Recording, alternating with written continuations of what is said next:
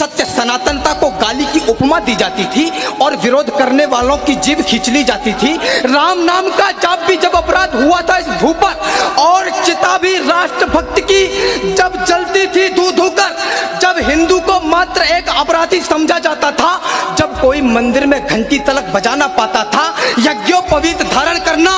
अस्तित्व गंवाने जैसा था, चोटी रखना तो मानो खतना करवाने जैसा था, मंदिर तोड़ तोड़ करके मस्जिदें बनाई जाती थी, धर्म सनातन की मानो अस्थियां बहाई जाती थी, जब नंगी मां बहनों के बाजार लगाए जाते थे और सनातनियों के सर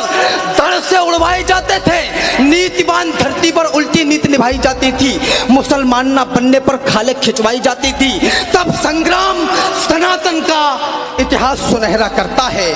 इस माटी के लाल रंग को और भी गहरा करता है।